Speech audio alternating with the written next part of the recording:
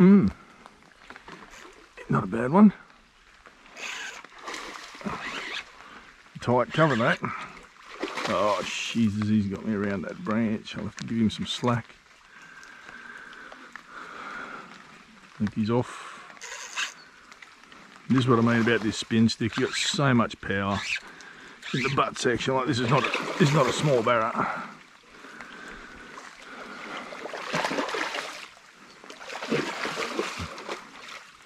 Now guys that fish impoundments and that all the time, those big fish, you know, the average size of those fish is a metre in the impoundments and stuff, but for a wild fish, it's probably a 70 centimetre fish, it's a cracking fish. I'll show you. Oh, he's a beautiful fish. Just turn around and slide him in. As long as they're always supported, you know, you see guys hang them up by the bottom jaw and stuff, and that's, we all know better than that nowadays. You know, you support them under the belly. Green tree snake, get down. Get down. Don't be getting all bitey. Look at him. Oh wow. He's so gentle. I know. There you go. How cool is that? That is the most gentle green tree snake. What's he doing? He's on your head. I know, but where's he going? There he goes. That's insane. Right, so I get the hook out of this. This will be an easy unhook, this one, because we've got two straightened trebles there. Just two straightened hooks on the treble. And that'll roll out like that. And put that there. Put my leather man away. Where? There. Maybe. Right. Now always support these things under the guts like this when you're transporting them to release them. And this is a really big croc spot, we know that. So you know, I'm just going to ease him in the water there. I'm going to get this branch out the road. Oh, here we go. And he's just going to paddle away perfect. Oh, I have a feeling that this one here is going to work. It's the slim twitcher that we're using up further, but what happens here is I can sweep it down, oh, look at that. Give it some slack, let it sit there. Was it? Give it some slack and let it sit there, and oh, and then big fish like that eat it. Oh my God. Oh, look out, Tanner, get your lure out of there, mate. Oh, this is a big fish, mate. Holy, he's under the log. My God, how am I going to get him out of here? This will be a miracle. Can't see me leader, not yet. Well, he's coming. And that's the thing, if you ease these things out, oh, look at the size of the head shakes on it, Tanner. If you ease them out, instead of trying to bully them, most of the time, they'll come back out again. Right. Oh. Yeah, he's over a metre, this one, I'd say, Tanner.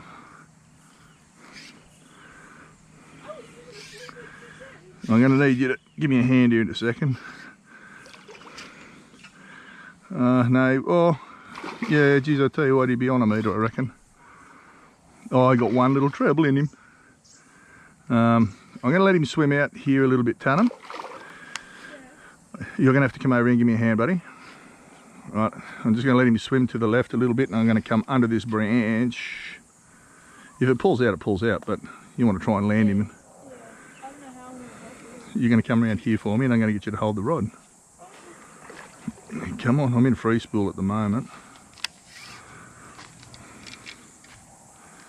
We'll get off that stick. Right, go to the left. Oh God. Oh no, here. I'm going to have to put the rod under the tree. Hang on. Not yet. Not yet. You come to my left. You just got to remember at all times, got to remember Crocs, mate.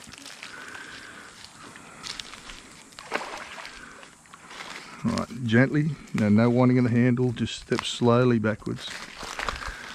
Yeah, I'll tell you what, he's not, I don't think he's a metre, but you ain't far off it.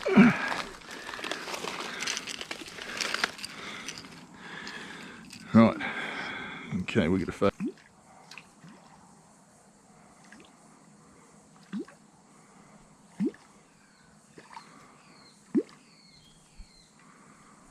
Oh my god! Oh my god, that's a big fish. Hey?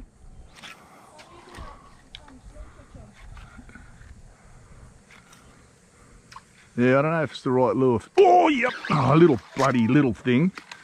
Oh, another little one, hey? No, I mean for here, because you're going to have to put some serious hurt on a fish in here.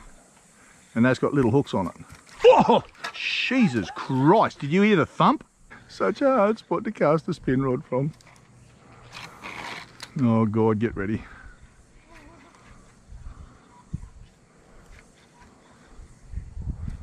Oh, missed him.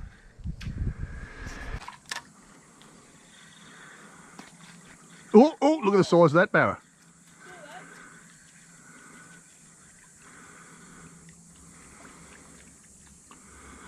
I'll let you throw the surface lure at him.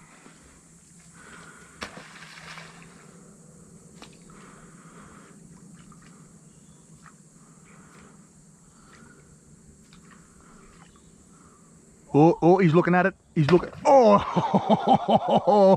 I think a little bit of poo came out. Put it back on him. Geez, that looked good, didn't it? Another one of my favourite ways to work a hard body is to give it those real little crisp twitches like that and make a lure sort of sit and dance in the same spot without travelling too much distance. So that, again, like with these tiny little micro guides in this rod, the blank is that crisp that every time I make a little twitch on the lure like that, it makes the lure dance, like real crisp little dance on the other end. And that's another aspect of a rod that a lot of people don't realise is pretty important, is being able to work a lure effectively, effectively enough to make a fish eat it. A little crisp. Oh, snag. Get off, there we go. Yeah, it's off. Oh, really?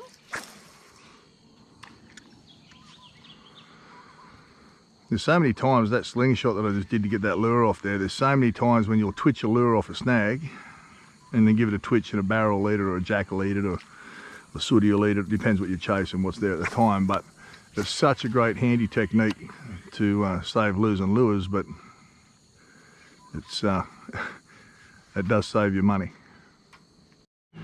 Oh, there, I'm going to go under you. Tannum's just hooked a good one by the look of that. Jeez.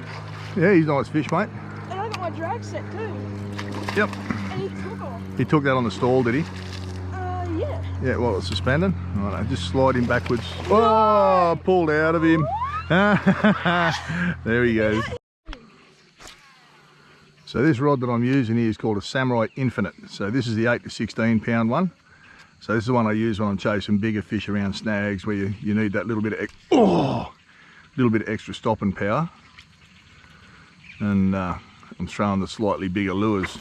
When I'm using my light gear and I'm throwing lighter lures, there's a 6 to 12 pound one, but this one here is just perfect. I got him. What do you got? A little mundi. So I use my heaviest rod. You put the smallest lure on your heaviest rod and catch the smallest fish. Oh, yep. Oh, this one's a bit better. Oh. What? Just watch that lure doesn't fly out of him. This one's not a monster. Oh, he's not bad. Don't step in my fish.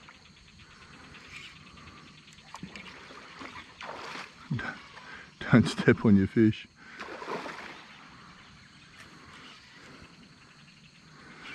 You can see what I mean about rod angles. The front third of the rod is basically pointing straight down at the fish. I'm using from here down as my leverage.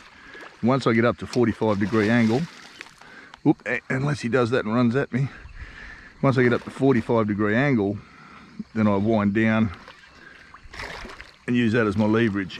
He's another nice fish, mate. Meanwhile, yours has still got milk on its lip. Mine's been doing gardening. Oop, there, I just ripped the crutch out of my pants. He's sort of running at me, that one then, when he hit it.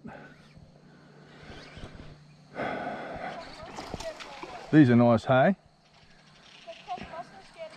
Now it's taken him a while to start biting again. He's down there, I can see the bubble trails. He's 30 metres downstream from us now, that Croc.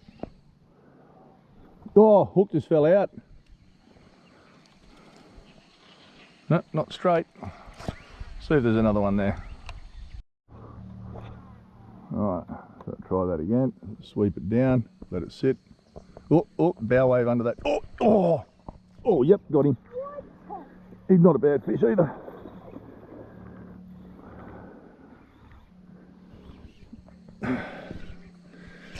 He's obviously, yeah, that's the Croc. That's the Croc moving now. So we'll get back from the edge of the water here. I know, wedged across his mouth. Isn't he a pretty fish? Get him straight back in as quick as we can. Wedged his mouth open. Righto. I suppose you're going to kick water all over my face. Yep. Go.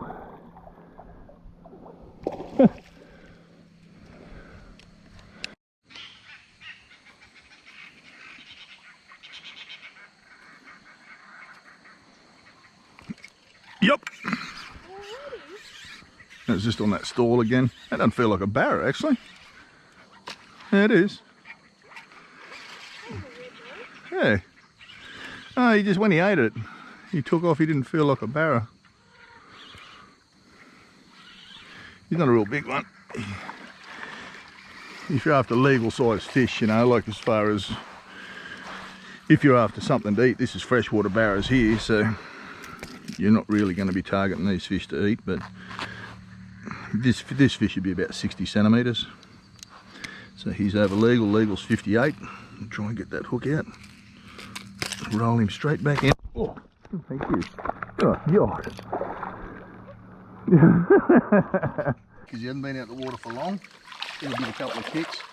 When they go upright and power off, you know they're fine. Ugh. Big bow wave. Yeah, he's tangled himself somehow. Oh, it's not a bad fish. Not a bad fish, Tanner.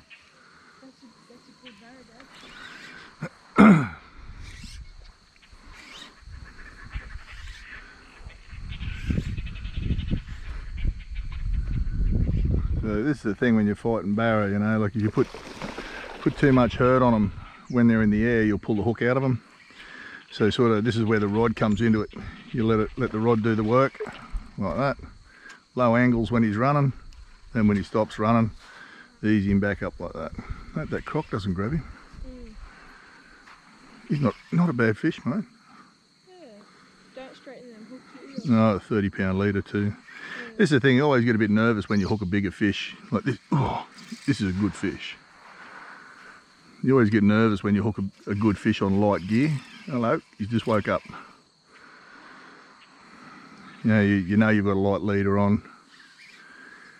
You know that the hooks haven't been upgraded on this lure. You know, all these things going through your mind, because these are the fish that you fish for.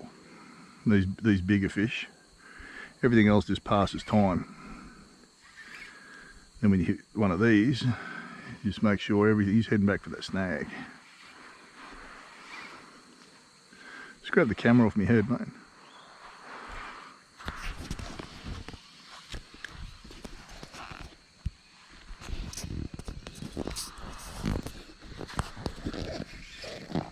He is a good fish. He's well hooked. He's hooked in the mouth and under the gill as well. So what you don't want to do, if you can help it, is pull a hook out, one of those hooks out. So just take it nice and easy. But he's a good solid fish, this one.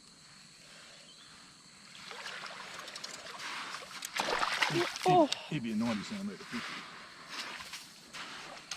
I'm not really worried if the hook pulls out there, because he's in the shallows and I can get hold of him. But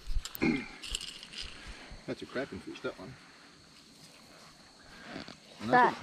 Eh? Extremely fat. This is all still wet. Not hard to see what's been up here. He's gone out there. Good place to stay back from the water. So this particular lure here is called a Slim Twitcher 110. It's an atomic hard body. I actually like that colour code, that colour pattern. It's a great little casting lure, but it's got a really good Barra action, so we'll throw that out here and see. They're not hitting the surface, well, they're hitting the surface, but they're not hooking up. So we'll go just under the surface and see what happens. It's important that a lure casts well for you. A lot of lures, when you're twitching them, when you're casting them, they tend to tumble, and that'll reduce your casting distance, but it also tangles up when it hits the water. And if you make a perfect cast and your lure's corkscrewing because it's tangled, that's no good. So the knot we use to tie our lures on is a perfection loop, and all it is to go an overhand knot back through the eye of the lure, through the loop again, so it's like that. Pinch it, wrap your tag end around 1, 2, 3, back through the loop again, and lock him down. And then we just trim our tag end off. That gives the lure manoeuvrability through the water. So then get the trebles out of this thing. Let him go as soon as we can.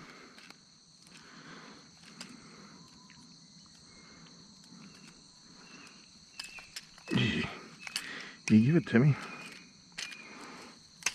Alright. Just put that there. Just slide him in there. Nothing wrong with him. Alright, yep. Hit too hard to be anything else. He's not a bad fish.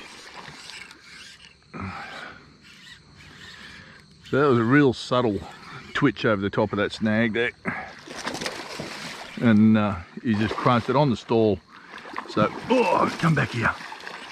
On the stall. So, on the stall means when you're pausing it.